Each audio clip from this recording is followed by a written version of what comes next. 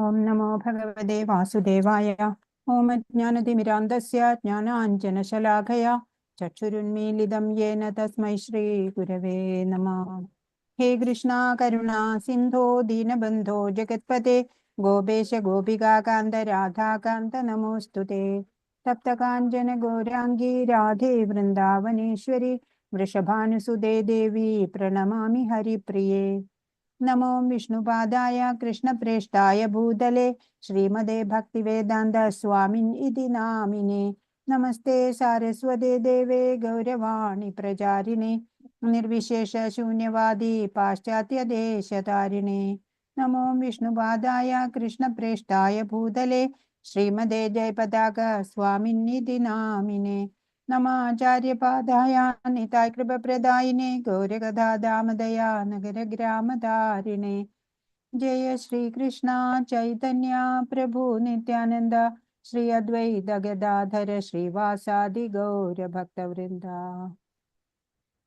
ഹരേ കൃഷ്ണ കൃഷ്ണ കൃഷ്ണ ഹരേ ഹരേ ഹരേ രാമ രാമ രാമ ഹരേ ഹരേ. ശ്രീ ശ്രീ രാധാ ഗോവിന്ദ് की जय. श्रील प्रभुपाद की जय. गुरु महाराज की जय. हरे कृष्ण. ഹരേ കൃഷ്ണ മാതാജി, പ്രണാമം മാതാജി. കൃഷ്ണ. എല്ലാ ഭക്തർക്കും സ്വാഗതം. നമ്മൾ 13 അധ്യായങ്ങള് കണ്ടു. കഴിഞ്ഞ അധ്യായത്തില് പ്രകൃതി, പുരുഷൻ, ക്ഷേത്രം, ക്ഷേത്രജ്ഞൻ, ജ്ഞാനം, ജ്ഞേയം ഇതൊക്കെ എന്താണ് നമ്മൾ മനസ്സിലാക്കി. അർജുനൻ ചോദിച്ചു, ഭഗവാൻ അതിന് മറുപടി നൽകി. ജ്ഞാനത്തിന്റെ ലക്ഷണങ്ങൾ പറഞ്ഞു, ജ്ഞേയത്തെ കുറിച്ച് പറഞ്ഞു. പിന്നെ ഈ 18 ഗുണങ്ങള് പറഞ്ഞു. അവ ആർജിച്ചാല് ക്ഷേത്രജ്ഞനെ നന്നായിട്ട് അറിയാൻ സാധിക്കും എന്ന് പറഞ്ഞു. പിന്നെ സർവം ആവൃത്യ തിഷ്ഠതി അല്ലേ. ആ 13-ല് 14-ാമത്തെ ശ്ലോകം നമ്മൾ കണ്ടു. ഭഗവാൻ ഇങ്ങനെ പരമാത്മാവായിട്ടുള്ള ഭഗവാൻ സർവവ്യാപിയാണ്, സർവത്ര വ്യാപിച്ചുകൊണ്ട് സ്ഥിതി ചെയ്യണു എന്ന് പറഞ്ഞു. അപ്പൊ ആധ്യാത്മിക ലോകത്തിലെ ആസ്വാദകൻ ആണ് ഭഗവാൻ. ഭഗവാന്റെ സേവനം ചെയ്തിട്ട് മറ്റെല്ലാവരും അവിടെ ഉണ്ടാവും അല്ലെ. ആധ്യാത്മിക ലോകത്തില് ചില ജീവാത്മാക്കൾക്ക് ഈ ഭൗതിക സുഖത്തിൽ ആഗ്രഹം ഉണ്ടാവുകയാണ്. അത് ആസ്വദിക്കാൻ ഉതകുന്ന ആ ശരീരം ഭഗവാൻ നൽകുകയാണ്. അങ്ങനെ ഭഗവാനെ വേർപെട്ട് നമ്മൾ ഈ ഭൗതിക ലോകത്തിലേക്ക് വന്നിരിക്കുകയാണ്. ഇവിടെ എത്തിയാലോ ജീവാത്മാവ് സ്വയം മറന്നു പോവാണ്. ഞാൻ ആരാണ് എന്നൊക്കെയുള്ള കാര്യമൊക്കെ മറന്നുപോയി. ഞാൻ ആരാണെന്നതിനെ കുറിച്ചിട്ടുള്ള അജ്ഞത, അങ്ങനെ തെറ്റുകുറ്റങ്ങളൊക്കെ ചെയ്യാൻ തുടങ്ങുകയാണ്. പിന്നെ ആത്മീയ ചിന്തയില്ല, ത്രിഗുണങ്ങളുടെ പ്രവർത്തനമാണ് പിന്നെ നടക്കുന്നതേ.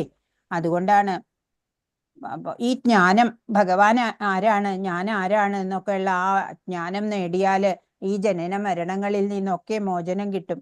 പിന്നെ ഭൗതിക പ്രകൃതിയിലെ ത്രിഗുണങ്ങള് ജീവാത്മാവിനെ എങ്ങനെയാണ് ബന്ധിപ്പിക്കണേ അതും നമ്മൾ മനസ്സിലാക്കിയിട്ട് അതൊക്കെ തള്ളിക്കളയാൻ നമുക്ക് സാധിക്കണം.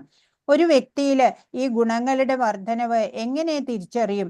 ഓരോ ഗുണത്തിലുള്ളയാള് ശരീരം വെടിയുമ്പോൾ എങ്ങോട്ട് എത്തിച്ചേരുന്നു, പ്രകൃതി ഗുണങ്ങളെ എങ്ങനെ മറികടക്കാം എന്നൊക്കെ ഈ അധ്യായത്തിലാണ് നമ്മൾ കാണുക.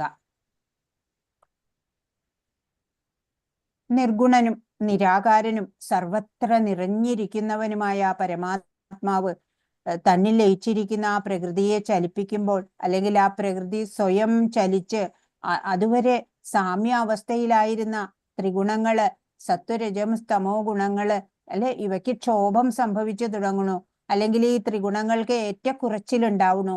അപ്പോഴാണ് ഇവിടെ ഈ ക്ഷേത്രങ്ങളുടെ അല്ലെങ്കിൽ ജഡങ്ങളുടെ കാഴ്ച ഉണ്ടാവണത്.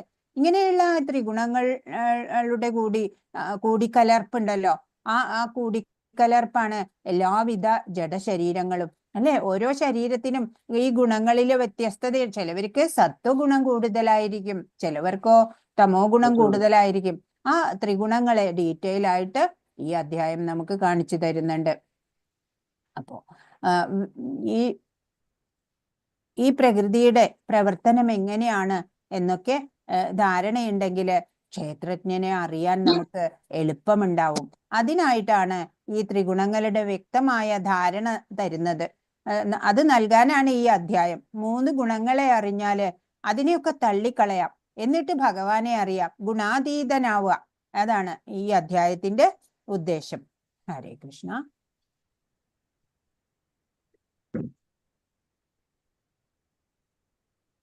കഴിഞ്ഞ അധ്യായത്തിൽ നമ്മൾ കണ്ടു അർജുനന്റെ 6 ചോദ്യങ്ങള് കൃഷ്ണൻ ഉത്തരം നൽകി.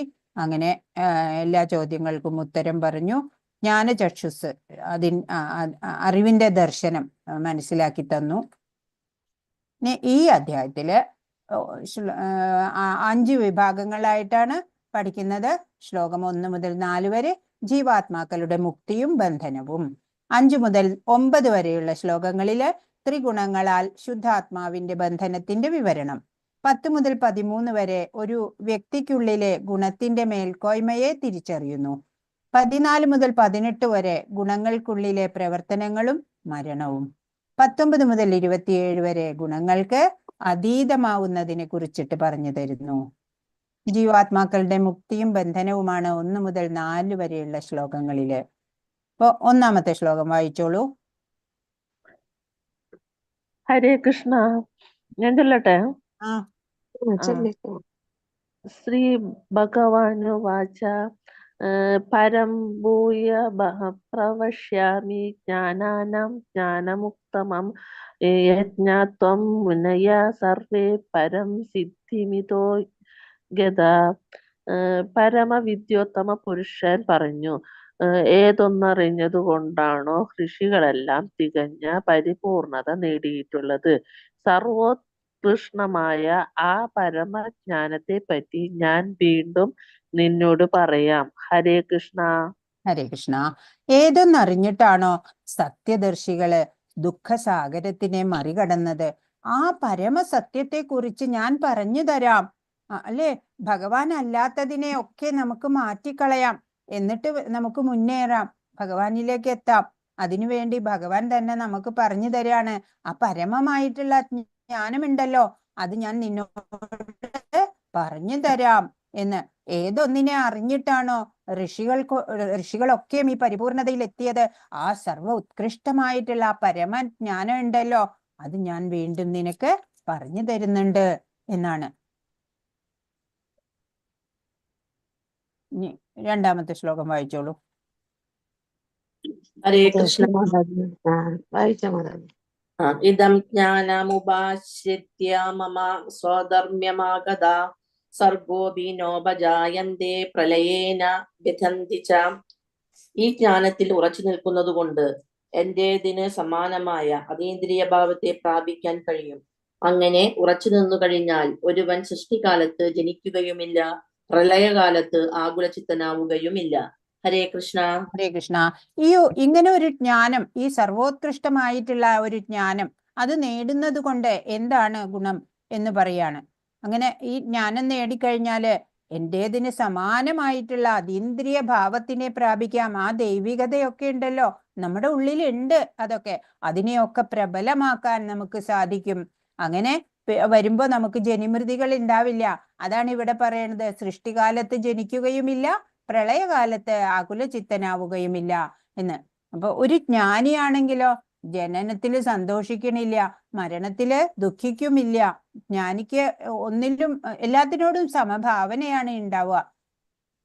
ഈ ജ്ഞാനം, ഈ അധ്യായം മനസ്സിലാക്കുന്നതിലൂടെ കൃഷ്ണനെ പോലെ മുക്തിയും അതീന്ദ്രിയ സ്വഭാവവും കൈവരിക്കാൻ ഒരാളെ സഹായിക്കും. ഈ ജ്ഞാനം നേടിയത് കൊണ്ടാണ് അനേകം ഋഷിവര്യന്മാർ പരിപൂർണതയിലെത്തിയത്. 3-ാമത്തെ ശ്ലോകം വായിച്ചോളൂ. ഗീതാദേവി മാതാജി വായിച്ചോ. ഹരേ കൃഷ്ണ. മമയോനിർ മഹത് ബ്രഹ്മ തസ്മിൻ ഗർഭം ദധാമ്യഹം സംഭവ സർവഭൂതാനാം തതോ ഭവതി ഭാരത. അല്ലയോ ഭാരത, ബ്രഹ്മമെന്ന് പറയപ്പെടുന്ന സമഗ്ര ഭൗതിക സത്തയത്രേ ജനനത്തിന് കാരണം. അത് എന്നിൽ നിന്ന് ഗർഭം ധരിച്ച് സകല ജീവികൾക്കും ജന്മം കൊടുക്കുന്നു. ഹരേ കൃഷ്ണ. ഹരേ കൃഷ്ണ. പരബ്രഹ്മം എന്ന് പറയുന്നത് എല്ലാത്തിന്റെയും പിതൃസ്ഥാനത്താണ്. പ്രകൃതി ഗർഭം ധരിക്കണു. അപ്പോ പ്രകൃതിയാണ് അമ്മയുടെ സ്ഥാനത്തുള്ളത്. ഭഗവാൻ എങ്ങും നിറഞ്ഞു നിൽക്കുന്നു എന്ന് പറഞ്ഞു. സർവം ആവൃത്യ തിഷ്ഠതി നമ്മൾ പഠിച്ചു. പ്രകൃതിയെയും പുരുഷനെയും വേർതിരിച്ച് മനസ്സിലാക്കുന്നതിനായിട്ടാണ് ഭഗവാൻ ഇങ്ങനെ പറയുന്നത്. അപ്പോ ഭഗവാൻ ബ്രഹ്മം എന്ന് പറയണ ആ ഭൗതിക സത്ത, അതാണ് ജനനത്തിന് കാരണം. അത് എന്നിൽ നിന്ന് ഗർഭം ധരിച്ചിട്ട് സകല ജീവികൾക്കും ജന്മം കൊടുക്കുന്നു. അപ്പോ അഹം ബീജ പിതപ്രദ എന്ന് പറഞ്ഞിട്ടുണ്ട്. ബീജപ്രദ പിത എന്ന് ഭഗവാൻ പറയുന്നുണ്ട്. ഞാനാണ് എല്ലാത്തിനും ബീജം പ്രദാനം ചെയ്യുന്നത് എന്ന്. അപ്പോ എല്ലാത്തിന്റെയും ഫാദർ, പിതാവ്, പിതൃത്വം ഭഗവാനാണ്. എന്നാലോ മാതാവ് ആരാണ്? പ്രകൃതിയാണ് മാതാവ്. 4-ാമത്തെ ശ്ലോകം വായിച്ചോളൂ. ഹരേ കൃഷ്ണ. അനിത മാതാജി വായിച്ചോ മാതാജി? അനിത മാതാജി, ഹരേ കൃഷ്ണ. ഹരേ കൃഷ്ണ. സർവയോനീഷു കൗന്ദേയ മൂർത്തതയ സംഭവന്തി യാം താസാം ബ്രഹ്മമഹാദ്യോനിരഹം ബീജപ്രദപിതാ. ഹേ കുന്തിപുത്ര, നാനാരൂപേണയുള്ള ജീവി വർഗങ്ങൾക്കെല്ലാം ഈ ഭൗതിക പ്രകൃതിയിൽ ജന്മമെടുക്കാൻ അവസരം നൽകിയത് ഞാനാണ്. അവരുടെ ബീജപ്രദാതാവായ പിതാവും ഞാൻ തന്നെയെന്ന് അറിയണം. ഹരേ കൃഷ്ണ. ഹരേ കൃഷ്ണ. ഏതാണ് ആദ്യം ആവിർഭവിച്ചത് എന്ന് പറയാണ്. ഭഗവാൻ അനാദിയാണ് അല്ലെ? പ്രകൃതിക്ക് ആദിയുണ്ട്. പ്രഭവ സമയത്ത് ഉത്ഭവിക്കണു, അതുപോലെ പ്രളയ സമയത്ത് ലയിച്ചു പോണു അല്ലെ പ്രകൃതി. പക്ഷെ ഭഗവാനോ? ഭഗവാൻ അനാദിയാണ്. ഈ പ്രകൃതിയിലുള്ള നാനാരൂപേണയുള്ള എല്ലാ ജീവിവർഗങ്ങൾക്കും ജന്മമെടുക്കാൻ അവസരം നൽകുന്നത് ഞാനാണ് എന്ന്. അപ്പോ ബീജദാതാവ് ആയിട്ടുള്ള ആ പിതാവ് ഞാൻ തന്നെയാണെന്ന് അറിയൂ എന്ന് ഭഗവാൻ പറയാണ്. ഇപ്പോ ശാസ്ത്രം പഠിക്കണം അല്ലെ? ഈ വിശിഷ്ടമായിട്ടുള്ള ഈ ജന്മത്തിൽ നമ്മൾ ഇരിക്കുമ്പോ എന്താണ് വേണ്ടത്? എല്ലാം മനസ്സിലാക്കാൻ സാധിക്കണം. നമ്മൾ ആരാണ്? നമ്മള് ഭഗവത് അംശമായ ആത്മാവാണ്. ഈ പുറമെ കാണുന്ന ഈ സ്ഥൂല ശരീരമല്ല എന്ന് എപ്പോഴും അറിയണം. ആ ഭഗവാനുമായിട്ടുള്ള ബന്ധം, നമ്മളും ഈ ഭൗതിക പ്രകൃതിയുമായിട്ട് എങ്ങനെയാണ് ബന്ധപ്പെട്ടിരിക്കുന്നത്? ഈ പ്രകൃതിയുടെ 3 ഗുണങ്ങളുണ്ട്. അതിനെ കുറിച്ചാണ് ഈ അധ്യായം വിവരിക്കുന്നത്. അതിൽ നിന്നൊക്കെ നമ്മൾ ഉയരങ്ങളിൽ ഉയരണം. 3 ഗുണങ്ങളെയും അതിജീവിക്കാൻ നമുക്ക് സാധിക്കണം. ഗുണാതീതരാവണം. അപ്പോഴാണ് പരിപൂർണമായിട്ട് ഭഗവാനെ അറിയാൻ നമുക്ക് സാധിക്കുക. ഒന്നിനോടും ബന്ധമില്ലാത്ത ഭഗവാന്റെ അംശങ്ങളായ ജീവാത്മാക്കൾ എന്തുകൊണ്ട് ബദ്ധരാവുന്നു എന്നാണ് ഭഗവാൻ ഇവിടെ 5-ാമത്തെ ശ്ലോകത്തിൽ പറയുന്നത്. 4 എന്താ പറഞ്ഞേ? ഭൗതിക പ്രകൃതി മാതാവാണ്, ജീവാത്മാവിന് ശരീരം നൽകുന്നു.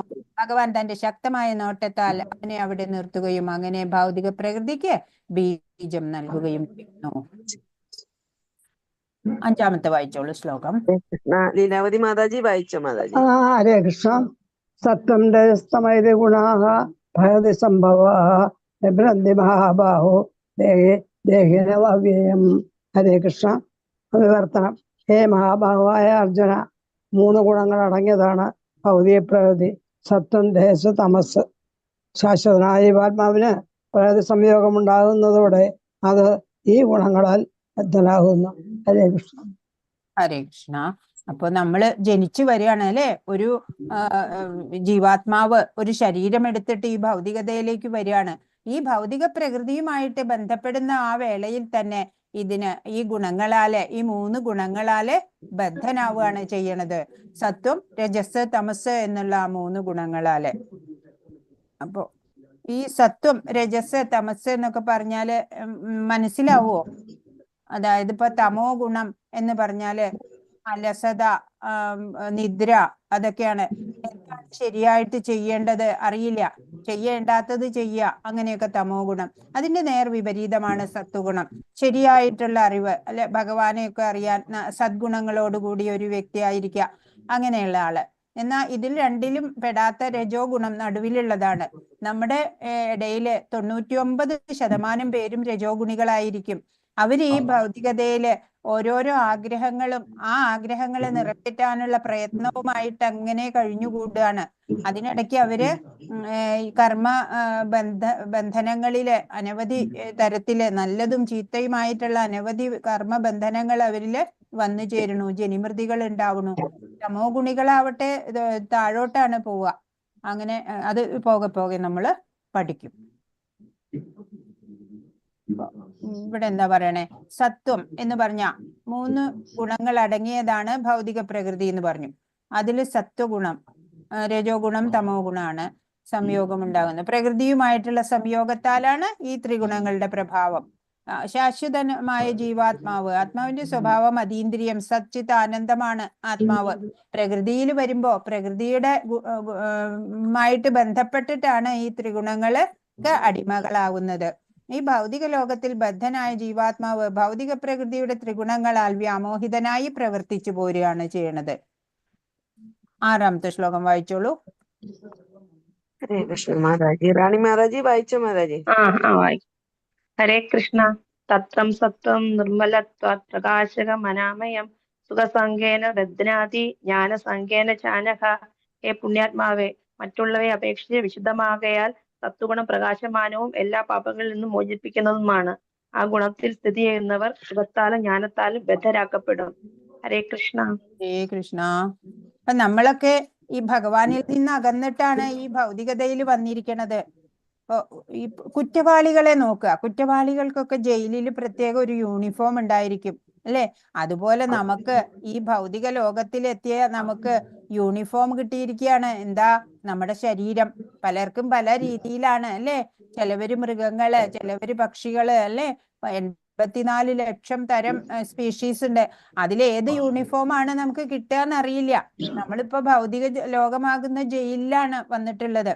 അപ്പൊ ജയിലില് കൈവിലങ്ങ് ഉണ്ടാവും, അല്ലെ? ജയിലിൽ പോയാല് ഇപ്പൊ ഈ സ്വർണം ചങ്ങല കൊണ്ടുള്ള കൈവിലങ്ങ്, അതാണ് സത്വഗുണം. വെള്ളി ചങ്ങല കൊണ്ടുള്ള ആ വിലങ്ങാണ് രജോ ഗുണം എന്ന് പറയണത്. ഇരുമ്പ് കൊണ്ടുള്ളത് തമോ ഗുണം എന്ന് പറയണത്. മൂന്നും എങ്ങനെ നോക്കിയാലും നല്ലതാണെങ്കിലും ചീത്തയാണെങ്കിലും മൂന്നും ചങ്ങല തന്നെയാണ്, അല്ലെ? ബന്ധനം തന്നെയാണ്. ഇപ്പോ ഈ സത്വരജസ് തമോ ഗുണികളായിട്ടുള്ള അവര് പല രീതിയിലാണ് അവരുടെ പ്രവർത്തനങ്ങൾ ഉണ്ടാവുക. തമോ ഗുണി ദുഃഖിച്ച് ഒക്കെയാണ് എല്ലാ കാര്യങ്ങളും ഒന്നും നടന്നില്ലെങ്കിൽ. രജോ ഗുണിയാണെങ്കിൽ ആകെ ഷോർട്ട് ടെമ്പേർഡ് ആയിട്ട് ആകെ ബഹളം വെക്കുക ഒക്കെയാണ്. സത്വഗുണിയാണെങ്കിലോ ബുദ്ധിപൂർവം ആലോചിച്ചിട്ട് വേണ്ട ആ തീരുമാനം കൈക്കൊള്ളാൻ കഴിയും. അങ്ങനെയാണ് 3 ഗുണങ്ങളിലും പെട്ടവര്. അവര് വിവേകപൂർവം കാര്യങ്ങൾ ചെയ്യില്ല, തമോ ഗുണികള്. എന്നാ അതിന്റെ വിപരീതമാണ് സത്വഗുണികൾ ഉണ്ടാവുക. 7ാമത്തെ ശ്ലോകം നോക്കാം, വായിച്ചോളൂ. വായിച്ചോ മാതാജി. ഗീത മാതാജി വായിച്ചോ മാതാജി. ഹരേ കൃഷ്ണ. രജോരാഗാത്മകം വിദ്ധി തൃഷ്ണാ സംഗസമുദ്ഭവം തന്നിബധ്നാതി കൗന്ദേയ കർമ്മസംഗേന ദേഹിനം.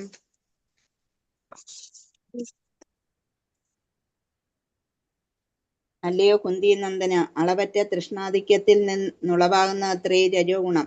ദേഹസ്ഥനായ ജീവനെ അത് ഭൗതികമായ ഫലോദിഷ്ട കർമ്മങ്ങളിൽ കുടുക്കിയിടുന്നു.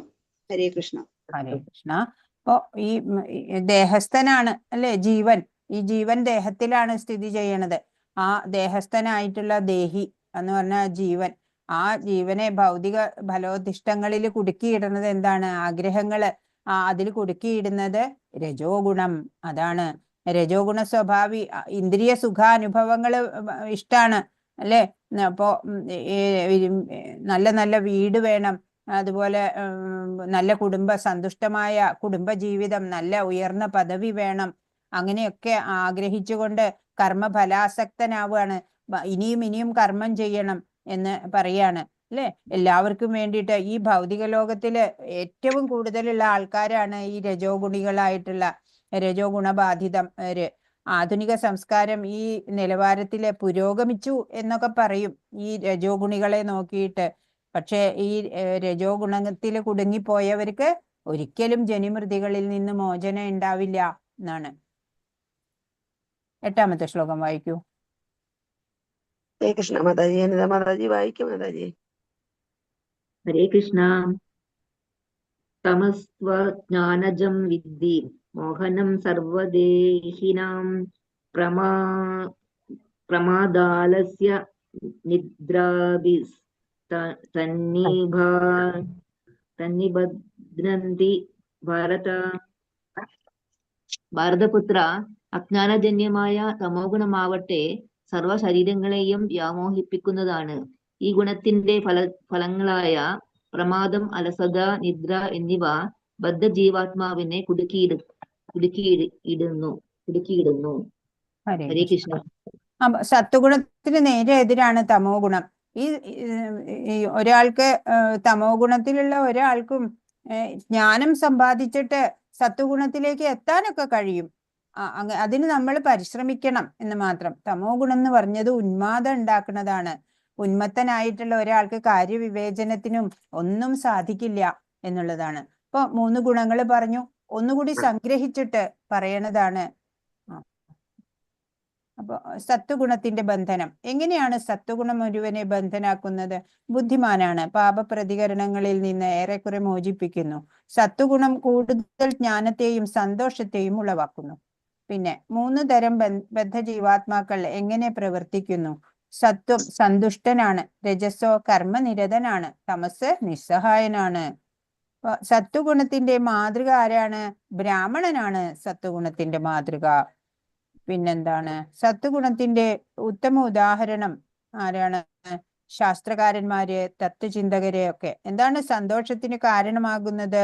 പാപപ്രതികരണങ്ങളിൽ നിന്ന് ഏറെക്കുറെ മോചിതമായതിനാൽ. വിധി എന്താണ്? മോചനത്തിന് വഴി ഇല്ലെന്നാകും. എന്നാലും ബദ്ധൻ തന്നെയാണ്. ഏത് ഗുണം? രജോ ഗുണത്തിലെ ബന്ധൻ എന്താണ്? രജോ ഗുണം ജീവജാലങ്ങളെ എങ്ങനെ ബന്ധിപ്പിക്കുന്നു? എന്താണ് ആധുനിക സംസ്കാരത്തിന്റെ പുരോഗതി? രജോ ഗുണത്തിന്റെ ഉത്പന്നങ്ങൾ എന്തൊക്കെയാണ്? അതൊക്കെ ഇവിടെയുണ്ട്. ഭൗതിക സുഖങ്ങളിലുള്ള താല്പര്യവും വർദ്ധിക്കും. ഇന്ദ്രിയ സുഖാസ്വാദനങ്ങളിൽ മതി വരാതാവും. അയാൾക്ക് രാഷ്ട്രത്തിലോ സമൂഹത്തിലോ ഒരു ഉയർന്ന പദവി ലഭിക്കണം. സന്തുഷ്ടമായ കുടുംബജീവിതം വേണം. നല്ല വീടും നല്ലവരായ മക്കളും ഭാര്യയും വേണം. പിന്നെ തനിക്ക് ഒരു വീടുണ്ടാക്കാൻ ശ്രമിക്കുകയാണെങ്കിൽ അത് കൊട്ടാരം പോലെയുള്ള ഒന്നായിരിക്കണം എന്നാണ് ഉദ്ദേശിക്കുക. രജോ ഗുണം തൃഷ്ണാധിക്യം എന്നീ കയറുകളാൽ ബന്ധിക്കുന്നു. സ്ത്രീ പുരുഷന്മാർക്ക് തമ്മിലുള്ള ആസക്തിയാണ് രജോ ഗുണത്തിന്റെ മുഖ്യ സ്വഭാവം. രജോ ഗുണത്തിന്റെ നിലവാരത്തിൽ പുരോഗമിച്ചതായി കരുതപ്പെടുന്നു. ആധുനികത സംസ്കാരത്തിന്റെ പുരോഗതിയായിട്ട് അതിനെ കണക്കാക്കും എന്നാണ്.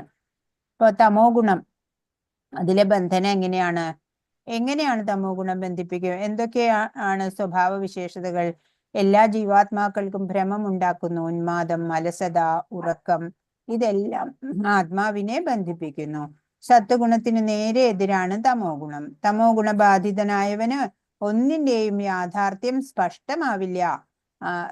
തു എന്ന പദത്തിന്റെ അർത്ഥം ശരീരസ്ഥനായ ആത്മാവിന്റെ ഒരു പ്രത്യേക യോഗ്യതയാണ് ഈ തമോ ഗുണം എന്നാണ്. അപ്പൊ അതെങ്ങനെയാണ് പ്രകടമാകുന്നത്? ഉന്മാദം ഉണ്ടാവും, അലസത ഉണ്ടാവും, ഉറക്കം. മനുഷ്യന് ദിവസത്തിൽ 6 മണിക്കൂർ മാത്രം മതിയാവും. 10 12 മണിക്കൂർ ഉറങ്ങുന്നു തമോ ഗുണികള്. സദാ വിഷാദഗ്രസ്തനായിട്ട് ലഹരി പദാർത്ഥങ്ങൾക്ക് അടിമപ്പെട്ടവനായിട്ടിരിക്കും. അവരുടെ വിധിയോ മോചനത്തിന് ഒരു തരത്തിലും അവർക്ക് വഴിയുണ്ടാവില്ല. 3 ഗുണങ്ങളും പറഞ്ഞു. ഒന്നുകൂടി സംഗ്രഹിച്ചിട്ട് 9ാമത്തെ ശ്ലോകം വായിച്ചോളൂ. ഹരേ കൃഷ്ണ. വായിച്ചോ.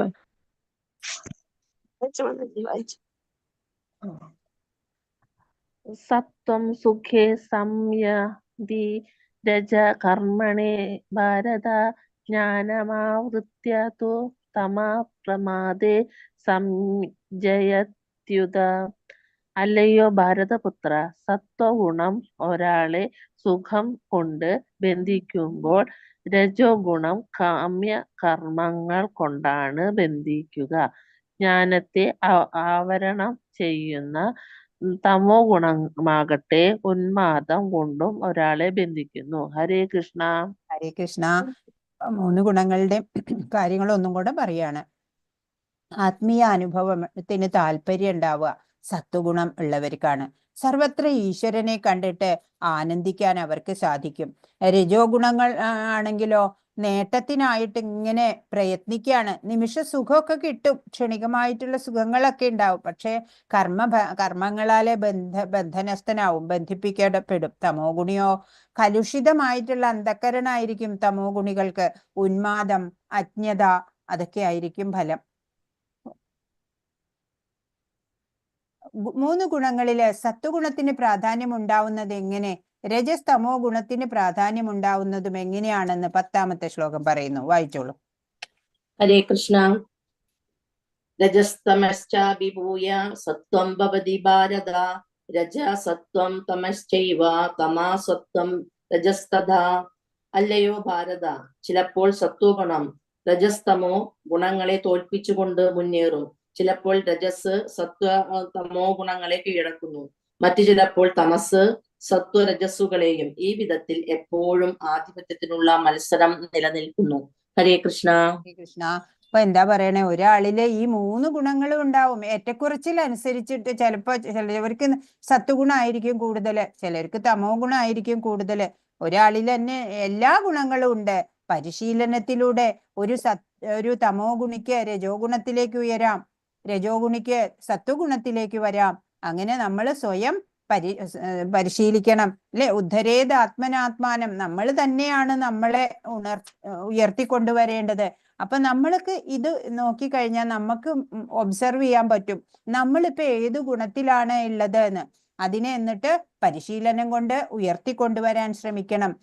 തമോ ഗുണിയാണെങ്കിൽ ആ ഹാബിറ്റ് ഒക്കെ മാറ്റിയിട്ട്, അല്ലെ, നമ്മുടെ ആ ആറ്റിറ്റ്യൂഡൊക്കെ ഒന്ന് ഷിഫ്റ്റ് ചെയ്യുക. എന്നിട്ട് നമ്മൾ രജോ ഗുണത്തിലേക്ക് വരിക. രജോ ഗുണത്തിൽ എത്തിക്കഴിഞ്ഞാൽ വീണ്ടും പരിവർത്തനം വേണം. അങ്ങനെ സത്വഗുണിയാവുക. പിന്നെ എല്ലാം ഭഗവാനെ പരിപൂർണമായിട്ട് അറിയുന്ന ഒരാൾ എന്താണ്, ഈ 3 ഗുണങ്ങൾക്കും അതീതരായിരിക്കും. അവര് ഗുണാതീതരാണ്.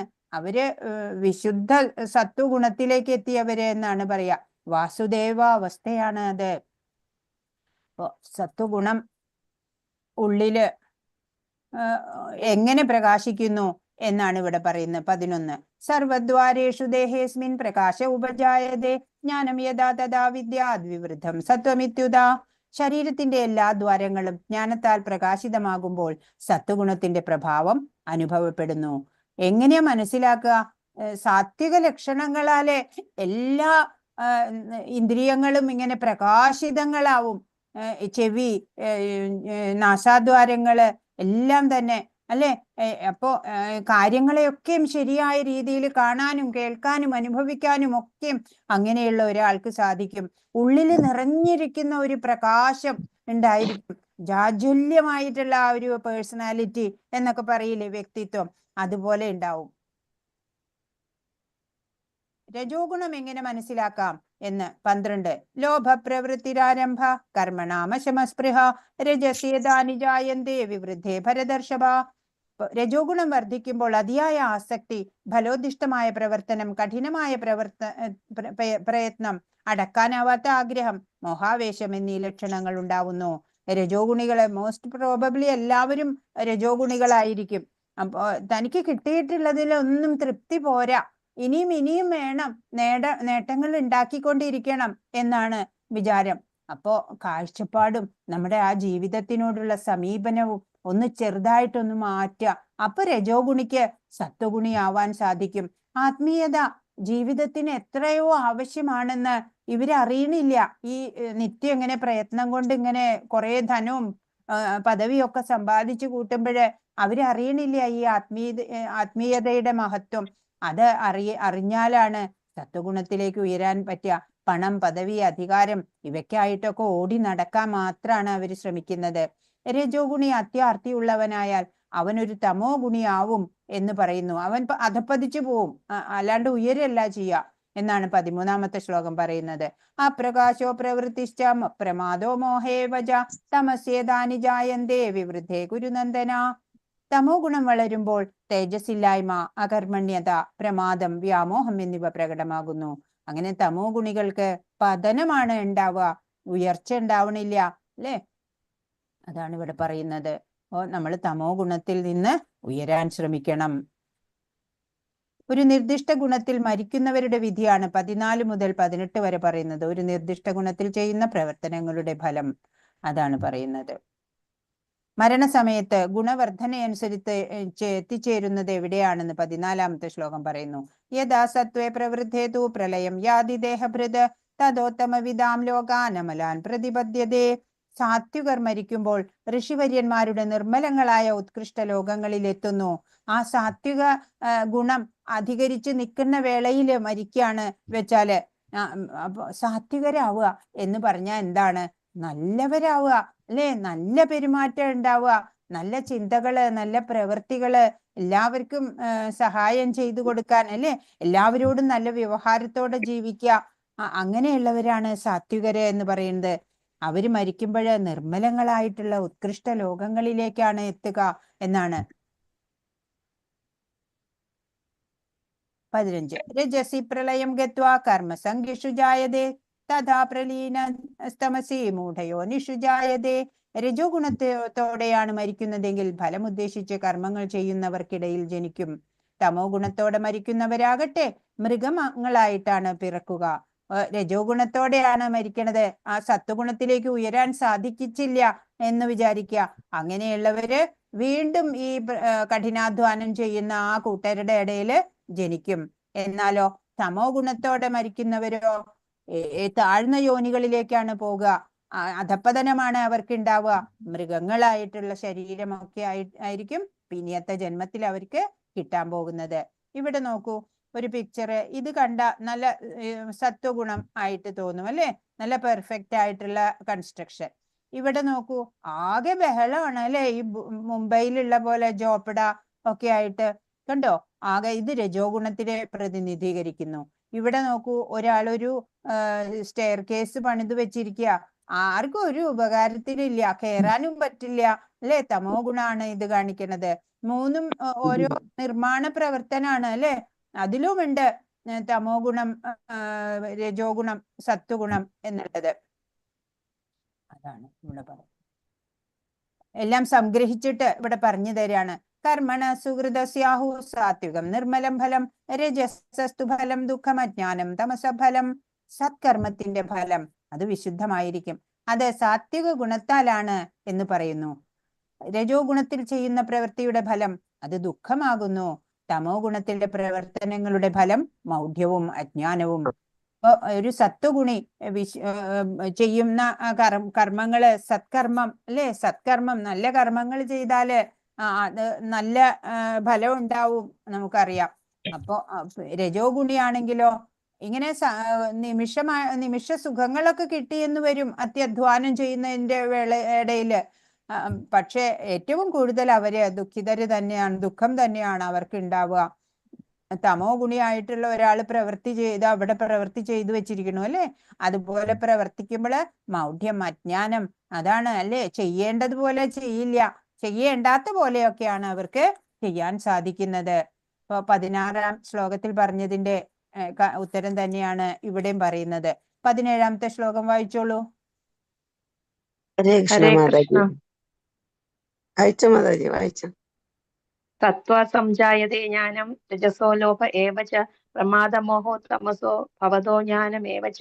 സത്വഗുണത്തിൽ നിന്ന് യഥാർത്ഥമായ ജ്ഞാനവും രജസിൽ നിന്ന് ലോഭവും തമസിൽ നിന്ന് പ്രമാദവും മോഹം മൗഢ്യം എന്നിവ ഉണ്ടാകുന്നു. ഹരേ കൃഷ്ണ. രജസിൽ നിന്ന്, രജോ ഗുണത്തിൽ നിന്ന് അത്യാഗ്രഹം വികസിക്കുന്നു. ലോഭിയും ഭൗതിക ഭോഗ തൃഷ്ണയ്ക്ക് അതിരില്ല. സന്തോഷമോ മനസ്സമാധാനമോ ഉണ്ടാവില്ല രജോ ഗുണികൾക്ക്. എന്നാൽ സത്വഗുണികൾക്കോ ജ്ഞാനം വികസിക്കുന്നു. കൃഷ്ണാവബോധത്തിലൂടെ സമൂഹത്തിൽ സത്വഗുണം പുഷ്ടിപ്പെടും. പിന്നെ എന്താണ്, ജനങ്ങൾ കാര്യങ്ങളുടെ യഥാർത്ഥ സ്ഥിതി മനസ്സിലാക്കുകയും ചെയ്യും. അവർ സന്തോഷത്തിലും സമാധാനത്തിലും ഐശ്വര്യത്തിലും ജീവിക്കും. പിന്നെ ഇവിടുത്തെ വായിക്കാൻ അറിയില്ല, വായിക്കൂ. ഹരേ കൃഷ്ണ. തമോ ഗുണത്താൽ വ്യാമോഹവും ഉന്മാദവും വിഡ്ഢിത്തവും വികസിക്കുന്നു. അറിവില്ലായ്മ, ഉത്തരവാദിത്തമില്ലായ്മ, കാര്യങ്ങൾ ഉള്ളതുപോലെ കാണാൻ കഴിയാത്ത അവസ്ഥ, വിഷമിച്ചിരിക്കുമ്പോൾ ലഹരിയിൽ അഭയം പ്രാപിക്കുന്നു. ഹരേ കൃഷ്ണ. ഹരേ കൃഷ്ണ. ഉന്മാദം, ആലസ്യം, പിന്നെ മദ്യപാനം, അങ്ങനെയൊക്കെ ഉള്ള ദുശീലങ്ങളിലൊക്കെ പോകാൻ തുടങ്ങും. അപ്പൊ ഗതികള്, ഓരോ ഗുണത്തിലുള്ളവര് എത്തിച്ചേരുന്നത് എവിടെയാണെന്ന് 18-ാമത്തെ ശ്ലോകം വായിച്ചോളൂ. ഹരേ കൃഷ്ണ. ഊർത്തം ഗച്ഛന്തി സത്വസ്ഥ മധ്യേ തിഷ്ഠന്തി രാജസ ജഗജ്ഞഗുണവൃത്തിസ്ഥ അധോ ഗച്ഛന്തി താമസ. സാത്വിക സ്വഭാവികൾ ക്രമേണ ഉത്കൃഷ്ട ലോകങ്ങളിലേക്ക് ഉയരുന്നു. രാജസ പ്രകൃതിയുള്ളവർ ഭൂലോകങ്ങളിൽ ജീവിക്കുകയും നീചമായ തമോ ഗുണത്തിന് അടിപ്പെട്ടവർ നരകങ്ങളിൽ പോയി നിപതിക്കുകയും ചെയ്യുന്നു. ഹരേ കൃഷ്ണ മാതാജി. ഹരേ കൃഷ്ണ. അപ്പൊ സത്വഗുണത്തിലുള്ളവര് മരിച്ചു കഴിഞ്ഞാല് എങ്ങോട്ട് പോവും? ഉത്കൃഷ്ട ലോകങ്ങളിലേക്കാണ് അവർക്ക് പ്രവേശനം കിട്ടുക. രജോ ഗുണികൾ മരിക്കുമ്പോഴോ ഇവിടെ തന്നെ വീണ്ടും വീണ്ടും ജനിച്ചോളും. അത് മനുഷ്യനായിട്ട് തന്നെ ജനിച്ചോളണമെന്നില്ല, ഏതെങ്കിലും രൂപത്തിലായിരിക്കാം ജനിക്കുന്നത്. തമോ ഗുണത്തിന് അടിമപ്പെട്ടവരോ ഭൂമിയിൽ പോലും അല്ല ഉണ്ടാവുക, നരകത്തിൽ പോയിട്ട് നിബന്ധിക്കുകയാണ് അവർക്ക്. അതാണ് അവരുടെ ഫ്യൂച്ചർ എന്നാണ് പറയുന്നത്. 3 ഗുണങ്ങളും ബന്ധനത്തിന് കാരണമാണ് എന്ന് പറഞ്ഞു. എന്നാൽ ഈ ബന്ധനത്തിൽ നിന്ന് എങ്ങനെ നിവർത്തിക്കാം എന്ന് ഭഗവാൻ ഇവിടെ 19ാമത്തെ ശ്ലോകം വായിച്ചോളൂ. ഹരേ കൃഷ്ണ. ലീലാവതി മാതാജി വായിച്ച മാതാജി. ഹരേ കൃഷ്ണ. നാന്യം ഗുണേഭ്യ കർത്താരം യഥാധിഷ്ഠാന പശ്യതി ഗുണേഭ്യശ്ച പരം വേത്തി മദ്ഭാവം സ്വധികച്ചതി. യാതൊരു കർമ്മത്തിനും പ്രകൃതിയുടെ ഈ ത്രിഗുണങ്ങളെ അല്ലാതെ വേറെ കർത്താവില്ലെന്ന് ശരിയായി മനസ്സിലാക്കുകയും ഗുണാതീതനായ ഭഗവാനെ അറിയുകയും ചെയ്തവൻ എന്റെ ആധ്യാത്മിക പ്രകൃതിയെ പ്രാപിക്കുന്നു. ഹരേ കൃഷ്ണ. ഹരേ കൃഷ്ണ. അപ്പൊ ഏത് കർമ്മത്തിനും അതിന്റെ പിന്നിൽ എന്താണ്? ഈ പ്രകൃതി ഗുണങ്ങളാണ്, അല്ലാതെ ഒരു വേറെ കർത്താവ് ഒന്നും ഇല്ല എന്നുള്ള കാര്യം നമ്മൾ വ്യക്തമായി മനസ്സിലാക്കുക. എന്നിട്ട് ഈ ഗുണാതീതനാണ് ഭഗവാൻ, ഭഗവാനെ ഈ ഗുണങ്ങളൊന്നും ബാധിക്കണില്ല. ആ ഗുണാതീതനായ ഭഗവാനെ നന്നായി മനസ്സിലാക്കുക. അങ്ങനെ ചെയ്യണ ആള് ആധ്യാത്മിക പ്രകൃതിയെ പ്രാപിക്കും, അതായത് ഭഗവാനെ പ്രാപിക്കും.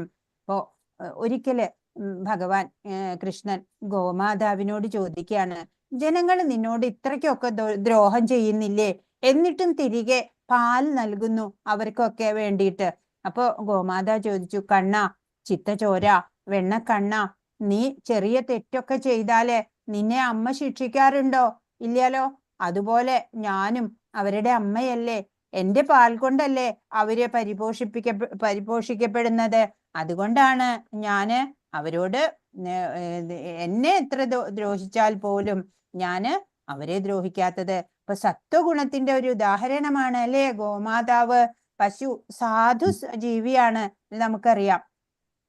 ഇപ്പോ ത്രിഗുണ പ്രേരിതങ്ങളായ സർവകർമ്മങ്ങളെയും അതിക്രമിക്കുന്നത് എങ്ങനെ? യോഗ്യതയുള്ളവരിൽ നിന്ന് അവയെപ്പറ്റി നല്ലവണ്ണം പഠിച്ചറിയുകയേ വേണ്ടൂ. ആരാണ് യഥാർത്ഥ ആധ്യാത്മികാചാര്യൻ? കൃഷ്ണനാണ് യഥാർത്ഥ ആധ്യാത്മികാചാര്യൻ അല്ലേ, ജഗദ്ഗുരു ഭഗവാൻ.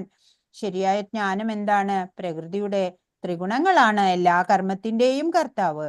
ഭഗവാൻ ഗുണാതീതനാണ്, അതിനെ നിയന്ത്രിക്കുകയും ചെയ്യുന്നു. ഗുണങ്ങളെയൊക്കെ നിയന്ത്രിക്കുന്നതും ഭഗവാന് പറ്റും, ഭഗവാനെ ഒന്നും ബാധിക്കണില്ല എന്നുള്ളതാണ്. ഇപ്പൊ ഈ ത്രിഗുണ സ്വഭാവം പറഞ്ഞു. സ്വയം നമ്മൾ നിരീക്ഷിക്കണം നമ്മളെ തന്നെ. പ്രകൃതി ഗുണങ്ങളാണ് താനാകുന്ന ഈ ജീവാത്മാവില് പ്രതിഫലിക്കുന്നത്. ഈ ത്രിഗുണാതീത അവസ്ഥ എന്താണ്? ത്രിഗുണങ്ങളെയൊക്കെ ആ ചങ്ങലകളൊക്കെ പൊട്ടിച്ചെറിയ എങ്ങനെയാണ്? 20ാമത്തെ ശ്ലോകം വായിച്ചോളൂ. പ്രഭു വായിച്ചോ. പ്രഭു രവികുമാർ പ്രഭു വായിച്ചോ. ഹരേ കൃഷ്ണ.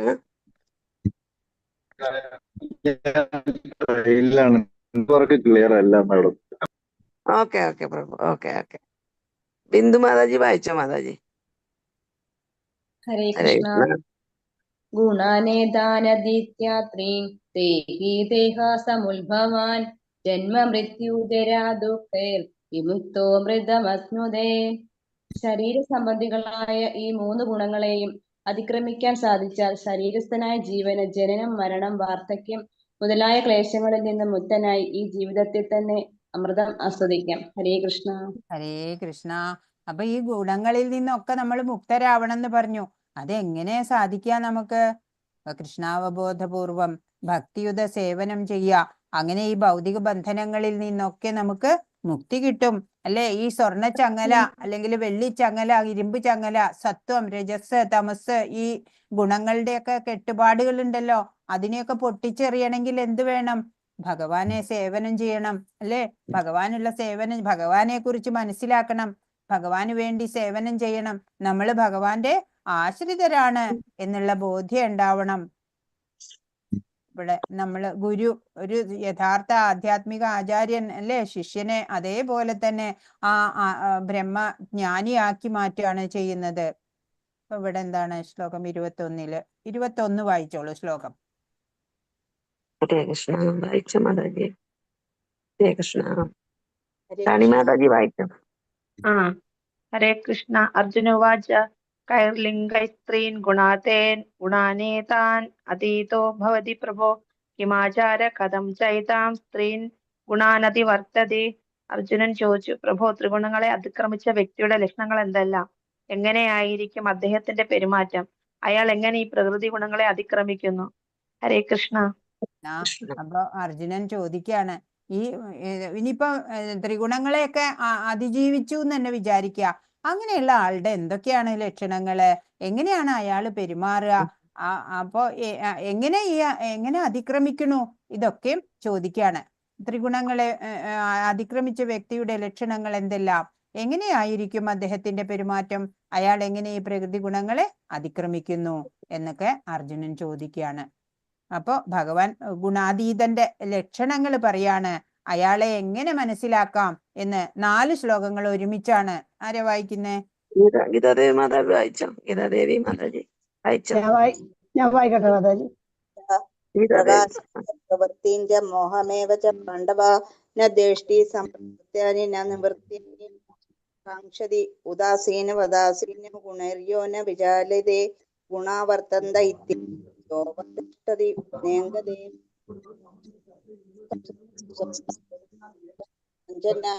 തുല്യപ്രിയ പ്രിയോ ധീരസ്തുല്യ സംസ്കൃതി അനാപമാനയോസ്തുല്യസ്തുല്യോ സർവാരംഭ പരിത്യാഗി ഗുണാതീത സർവ്വജീവേ. ഭഗവാൻ പറഞ്ഞു, ഹേ പാണ്ഡുപുത്ര, പ്രകാശത്തിന്റെയോ ആസക്തിയുടെയോ വ്യാമോഹത്തിന്റെയോ സാന്നിധ്യത്തിൽ ആർക്ക് വെറുപ്പ് ഉണ്ടാകുന്നില്ലയോ, അവയുടെ അസാന്നിധ്യത്തിൽ അത് വേണമെന്ന ആഗ്രഹം ഉണ്ടാകുന്നില്ലയോ, പ്രകൃതി ഗുണങ്ങൾ ഉളവാക്കുന്ന പ്രതികരണങ്ങളിൽ ആര് പ്രക്ഷുബ്ധനാകാതെ ഇരിക്കുന്നുവോ, പ്രകൃതി ഗുണങ്ങളാണ് പ്രവർത്തന നിരതങ്ങളായിരിക്കുന്നതെന്ന് മനസ്സിലാക്കി ഉദാസീനും അവയ്ക്ക് അതീതനുമായിരിക്കുന്നുവോ, ആത്മനിഷ്ഠനായി സുഖദുഃഖങ്ങളെ തുല്യനിലയിൽ കാണുന്നുവോ, ആരുടെ ദൃഷ്ടിയിൽ മൺകട്ടയും കല്ലും പൊന്നും വ്യത്യസ്തമല്ലയോ, ആർക്ക് പ്രിയമായോ അപ്രിയമായോ യാതൊന്നുമില്ലയോ, ധീരനും നിന്ദകളിലും സ്തുതികളിലും മാനത്തിലും അപമാനത്തിലും സമചിത്തനും ശത്രുമിത്ര ഭേദമില്ലാത്തവനും നിരുദ്യമനുമായ ആ വ്യക്തിയെ ഗുണാതീതൻ എന്ന് പറയാം. ഹരേ കൃഷ്ണ. ഹരേ കൃഷ്ണ. അപ്പൊ എങ്ങനെയൊക്കെയാണ് ഒരു സത്വഗുണിയായ ആളും അധപ്പതിച്ചു പോകാതെ നോക്കണം. അതിന് ഉദാഹരണം നമുക്ക് ശ്രീമദ് ഭാഗവതത്തിലെ അജാമിളന്റെ കഥ കാണാൻ സാധിക്കും. അജാമിളൻ സാത്വികനായിരുന്നു അല്ലെ. ഒരു വേള ഈ എന്താ പറയാ, ഒരു സ്ത്രീയുടെ പ്രവൃത്തിയൊക്കെ കണ്ടിട്ട് അദ്ദേഹവും ഇങ്ങനെ മോശമായിട്ടുള്ള ജീവിതത്തിലേക്ക് വരികയാണ് ചെയ്തത് അല്ലെ. അപ്പൊ അദ്ദേഹം അങ്ങനെയുള്ള സത്വഗുണിയും അധപ്പതിച്ചു പോകാൻ സാധ്യതയുണ്ട്. ഒരു ഗുരുവും ശിഷ്യന്റെയും കഥയുണ്ട്. ഗുരു എല്ലാ അറിവും ശിഷ്യന് പകർന്നു കൊടുത്തു. അങ്ങനെ ഗുരു പിന്നെ തീർത്ഥാടനത്തിന് പോയി. അപ്പോ പർണശാലയില് എലിയുടെ ശല്യം വരാൻ തുടങ്ങി. അദ്ദേഹത്തിന്റെ മുണ്ടോ ഒക്കെ തുണികളൊക്കെ കഴുകിയിട്ടാൽ അതൊക്കെ എലി നശിപ്പിക്കുക. അങ്ങനെ ഒരു എലിയെ പിടിക്കാൻ ഒരു പൂച്ചയെ കൊണ്ടുവന്നു. പൂച്ചയ്ക്ക് പിന്നെ പാല് കൊടുക്കണം, അതിന് ഭക്ഷണമൊക്കെ കൊടുക്കണം. അപ്പോ പാലിന് വേണ്ടിയിട്ട് ഒരു പശുവിനെ വാങ്ങുക. അപ്പൊ പിന്നെ പശു വന്നപ്പോ ഒരുപാട് പൂജയും തർപ്പണത്തിനൊന്നും സമയം കിട്ടാതായി. അപ്പോ എല്ലാരും പറഞ്ഞു, ഒരു സ്ത്രീ ഉണ്ടെങ്കിൽ കുടുംബത്തിൽ പണിയൊക്കെ റെഡി ആയിട്ട് ചെയ്യാൻ. അങ്ങനെ ഒരു വിവാഹം കഴിച്ചു. അങ്ങനെ എന്തിനു പറയണു, കുടുംബവും പ്രാരാബ്ധവും ഒക്കെ ആയി ഗുരു വന്ന് നോക്കുമ്പോൾ എന്താ കാണണേ അല്ലെ, ശിഷ്യൻ ഏറ്റവും ഉന്നത നിലയിൽ എത്തിയിട്ടുണ്ടാവും എന്ന് വിചാരിച്ചു ഗുരു വന്ന് നോക്കുമ്പോഴോ ആകെ ഇവിടെ മോശമായി പോയി. അങ്ങനെ സത്വഗുണത്തിൽ എത്തിയവരും അധപ്പതിച്ചു പോകാതെ ശ്രദ്ധിക്കണം. എപ്പോഴും ജാഗ്രത പാലിക്കണം നമ്മൾ ഈ ജീവിക്കുമ്പോൾ. അപ്പോ ഈ ഏതെങ്കിലും ഒരു ഇവിടെ ഈ ഭൗതികതയിൽ നമ്മൾ ഇരിക്കുകയാണെങ്കിൽ ഏതെങ്കിലും ഒരു പ്രകൃതി ഗുണത്തിന് അധീനനായി തന്നെ കഴിയുള്ളൂ നമ്മള്. അപ്പൊ ശരീരം ത്യജിച്ചാല് ഈ പ്രകൃതി ഗുണങ്ങളുടെ പിടിയിൽ നിന്ന് മുക്തനാവാൻ പറ്റും. എന്നാൽ ശരീരസ്ഥനായ നിലയില് ഉദാസീനനായിട്ടിരിക്കുക, എല്ലാ കർമ്മങ്ങളും ചെയ്യുക, കർമ്മയോഗിയായിക്കൊണ്ട് ചെയ്യുക. അങ്ങനെയാണ് നമ്മൾ ചെയ്യേണ്ടത്. അപ്പോ ഈ ആത്മാവ് എന്നുള്ള നിലയില് ഈ ഈ ത്രിഗുണങ്ങളിൽ നിന്നൊക്കെ ഒഴിഞ്ഞു നിന്നോളും. അധികമായിട്ടുള്ള ആസക്തി ഭൗതികതയോട് ഉണ്ടാവാൻ പാടില്ല അല്ലെ. ആസക്തി ആരോടാ ഉണ്ടാവേണ്ടത്? ഭഗവാനോടാണ് അല്ലെ. ഡിറ്റാച്ച്ഡ് ആയിട്ട് വേണം നമ്മൾ ഇവിടെ ഭൗതികതയിൽ പ്രവർത്തിച്ചുകൊണ്ടിരിക്കുകയാണെന്നുണ്ടെങ്കിലും നമ്മൾ അതിൽ നിന്നൊക്കെ മനസ്സുകൊണ്ട് ആസക്തി വെക്കരുത് എന്നാണ്. അപ്പോ എങ്ങനെയാണ് അതീന്ദ്രിയാവസ്ഥയിലുള്ള വ്യക്തിയുടെ പെരുമാറ്റം എന്ന് ചോദിച്ചു. അപ്പോ ഭൗതിക മനസ്ഥിതിയുള്ള ഒരാൾക്ക് ഈ ശരീരത്തിനോട് കാട്ടുന്ന നിന്ദയുണ്ടല്ലോ, ആദരവുണ്ട്, അതൊക്കെ വലിയ ബാധകമായിരിക്കും. എന്നാൽ അതീന്ദ്രിയ അവസ്ഥയിലെത്തിയ ആൾക്കോ അയാളെ നിന്ദിച്ചാലും കൊള്ളാം, പ്രശംസിച്ചാലും ഒക്കെ ഒരുപോലെ തന്നെയാ. അയാളെ ഒരു മാനാപമാനങ്ങളും സ്പർശിക്കില്ല. കൃഷ്ണാവബോധത്തോടെ സ്വന്തം കടമ നിർവഹിച്ചുകൊണ്ടിരിക്കും. മറ്റുള്ളവര് തന്നെ മാനിക്കുകയാണോ നിന്ദിക്കുകയാണോ ഒന്നും ശ്രദ്ധിക്കാറില്ല. ആ കൃഷ്ണാവബോധഭരിതമായിട്ടുള്ള കർത്തവ്യത്തിന് അനുയോജ്യമായിട്ടുള്ള കാര്യങ്ങള് കൈക്കൊണ്ട് ജീവിക്കുകയാണ് ചെയ്യുക. അപ്പോ ഈ കൃഷ്ണാവബോധപരമായിട്ടുള്ള കാര്യത്തിന് സഹായിക്കുന്നവരെയൊക്കെ പ്രിയ സുഹൃത്തായിട്ട് ആള് കരുതുകയും ചെയ്യും. അതായത് ഒരു ഭക്തൻ തന്നെ ജീവിച്ചിരിക്കെ ഗുണാതീത അവസ്ഥയിൽ എത്തുന്നത് എങ്ങനെയെന്ന ചോദ്യത്തിന് ഉത്തരാണ് 26ാമത്തെ ശ്ലോകം പറയുന്നത്. വായിച്ചോളൂ. ലീലാവതി മാതാജി വായിച്ചോ മാതാജി? ഹരേ കൃഷ്ണ. ഹരേ കൃഷ്ണ. എന്നോടല്ലേ പറഞ്ഞ മാതാജി? അതെ അതെ, വായിച്ചോ. ഹരേ കൃഷ്ണ. മാം ചയോ അവ്യഭിചാരേണ ഭക്തിയോഗേന സേവതേ സഗുണാൻ സമതിജ്ഞാൻ ബ്രഹ്മഭൂയായ കൽപ്പതേം. ഏത് പരിതസ്ഥിതിയായാലും പിഴയ്ക്കാതെ ഭക്തിപൂർവം ഭഗവത് സേവനത്തിൽ ഏർപ്പെടുന്നവർക്ക് വേഗത്തിൽ ഭൗതിക പ്രകൃതിയുടെ ത്രിഗുണങ്ങളെ അതിക്രമിച്ച് ബ്രഹ്മപദത്തിലെത്താം. ഹരേ കൃഷ്ണ. ഹരേ കൃഷ്ണ. അപ്പൊ ഭക്തിയോഗം കൊണ്ട് ആത്മസാക്ഷാത്കാരം നേടാം എന്ന് ഭഗവാൻ വ്യക്തമായിട്ട് ഈ ശ്ലോകത്തിലും പറഞ്ഞു തരികയാണ്. മുമ്പും പറഞ്ഞിട്ടുണ്ട് അല്ലെ. ഏത് പരിതസ്ഥിതിയിലും പിഴയ്ക്കാതെ നമ്മള് ഭക്തിപൂർവം ഭഗവത് സേവനത്തിൽ ഏർപ്പെടണം അല്ലെ. ഏത് പരിതസ്ഥിതി ആവട്ടെ, നല്ലതാവാം, ചിലപ്പോ മോശം പരിതസ്ഥിതി ആവാം. എപ്പോഴും ഭഗവാൻ എൻ്റെ കൂടെ ഉണ്ട്. ഏത് പരിതസ്ഥിതിയിലും നമ്മൾ പരിഭ്രമിക്കേണ്ടതില്ല, വ്യാകുലപ്പെടേണ്ടതില്ല. അങ്ങനെ ഭഗവത് സേവനത്തില് ഏർപ്പെട്ടുകൊണ്ടിരിക്കുക. അങ്ങനെയുള്ള ആള് ഈ ഭൗതിക ത്രിഗുണങ്ങൾ ഉണ്ടല്ലോ, ഇതിൽ നിന്നൊക്കെ വേഗം അതിക്രമിക്കാൻ അങ്ങനെയുള്ള ഒരാൾക്ക് കഴിയും. ബ്രഹ്മപദത്തിലെത്താനും കഴിയും എന്നാണ്. പ്രകൃതിയുടെ ത്രിഗുണങ്ങളെയൊക്കെ അതിജീവിക്കാൻ എന്താണ് ചെയ്യേണ്ടത്? കൃഷ്ണന്റെയോ അദ്ദേഹത്തിന്റെ സമഗ്രമായ വിസ്തരണങ്ങളുടെയോ സേവനത്തിൽ ഏർപ്പെടുക. അങ്ങനെ സ്ഥിരനിശ്ചയനാവുക. വ്യവസായാത്മിക ബുദ്ധി, നിശ്ചയാത്മിക ബുദ്ധി എന്നൊക്കെ പറയില്ലേ. തന്റെ ഭാവം സച്ചിദാനന്ദ ആത്മകമാണ് എന്ന് ഭഗവാൻ പറയുന്നുണ്ട്. അപ്പോ സ്വർണശകലങ്ങള് സ്വർണഖനിയുടെ അംശങ്ങളാണ് എന്നതുപോലെ ഈ ജീവസത്തകളെല്ലാം തന്നെ ഭഗവത് അംശങ്ങളാണ്. അങ്ങനെ ഈ ജീവസത്ത ആധ്യാത്മിക തലത്തില് സ്വർണത്തെ പോലെയാണ്, ഗുണത്തിലോ ഭഗവാനെ പോലെയാണ്. വ്യക്തി എന്നുള്ള ഭേദഭാവം തുടർന്നു പോരുന്നു എന്ന് മാത്രം. അതില്ലാന്നുണ്ടെങ്കിൽ ഭക്തിയോഗത്തിന്റെ പ്രശ്നമില്ല. ഭക്തിയോഗത്തിന് എന്താ വേണ്ടേ? ഭഗവാൻ വേണം, ഭക്തൻ വേണം. അവർക്ക് തമ്മില് പരസ്പര പ്രേമം ഉണ്ടാവണം അല്ലെ, സ്നേഹത്തോടെ അല്ലെ. ആ ഭക്തൻ ഭഗവാനെ പൂജിക്കുക, ഭഗവാനെ സേവിക്കുന്നത്, ആ സ്നേഹം ഉണ്ടാവണം എപ്പോഴും. അപ്പോ ഇപ്പൊ സമുദ്രം, ഒരു പരമാത്മാവ് സമുദ്രം ആണ് എന്ന് വിചാരിക്കുക. ആ ഭക്ത ഹൃദയത്തിലെ ആ തണുപ്പുണ്ടല്ലോ, പരബ്രഹ്മമാകുന്ന ആ സമുദ്രത്തിന് ഈ തണുപ്പ്, ഭക്ത ഹൃദയത്തിലെ ആ പ്രേമഭക്തി ഉണ്ടല്ലോ, അത് ഐസ് കട്ടയായിട്ട് മാറും. അപ്പൊ ചിലപ്പോള് ചില രൂപങ്ങളാവും. അതുപോലെയാണ് ഇപ്പൊ ഭക്തിയുടെ ഉന്നത തലത്തില് ഗുരുവായിട്ട് നമ്മൾക്ക് ഭഗവാൻ തന്നെ വന്നിട്ട് ഈ അന്ധകാരമുള്ള സമയത്ത് സൂര്യൻ ഉദിക്കുമ്പോ പ്രകാശം അന്ധകാരമൊക്കെ മാറിപ്പോണ പോലെ ഈ ജ്ഞാന സൂര്യൻ പ്രകാശിക്കുമ്പോഴ് മഞ്ഞുരുകിയിട്ട് എല്ലാം ഭഗവാനായിട്ട് മാറുകയാണ്. ഉന്നത തലത്തിലാണ്, രൂപം ഏതുമില്ലാത്ത ഈ രണ്ടല്ലാത്ത ഒരു അവസ്ഥ വന്നു ചേരുകയാണ് ചെയ്യുക. പരമാത്മാവായിട്ട് ഉള്ള ആ ഞാനുമായിട്ട് എങ്ങനെയാണ് ചേരുന്നത് എന്ന് ഭഗവാൻ നമുക്ക് പറഞ്ഞു തരികയാണ്. 27ാമത്തെ ശ്ലോകം. ഹരേ കൃഷ്ണ. ബ്രഹ്മണോ ഹി പ്രതിഷ്ഠാഹം അമൃതസ്യാവ്യയസ്യ ച ശാശ്വതസ്യ ച ധർമ്മസ്യ സുഖസ്യ ഏകാന്തികസ്യ ച. അമൃതവും അക്ഷയവും ശാശ്വതവും ആത്യന്തിക സുഖത്തിന്റെ മൂലസ്ഥാനവുമായ വ്യക്തിശൂന്യ ബ്രഹ്മത്തിന്റെ അടിസ്ഥാനവും ഞാൻ തന്നെ. അപ്പൊ എന്താ ഭഗവാൻ പറയണേ? ഭഗവാൻ തന്നെയാണ് എല്ലാം പറഞ്ഞു തരാനുള്ള ആളല്ലേ ഭഗവാനെ കുറിച്ച്. 26ാമത്തെ ശ്ലോകത്തിലെ കുറച്ച് കാര്യങ്ങൾ ഇവിടെ ഉണ്ടല്ലോ. ഭൗതിക പ്രകൃതിയുടെ ത്രിഗുണങ്ങളെ എങ്ങനെയാണ് അതിക്രമിക്കുന്നത്? ഭക്തിപൂർവം ഭഗവത് സേവനത്തിൽ ഏർപ്പെടുന്നവർക്ക് ഏതു പരിതസ്ഥിതിയിലും പിഴയ്ക്കാതെ ഭക്തിപൂർവം ഭഗവത് സേവനത്തിൽ ഏർപ്പെടണം.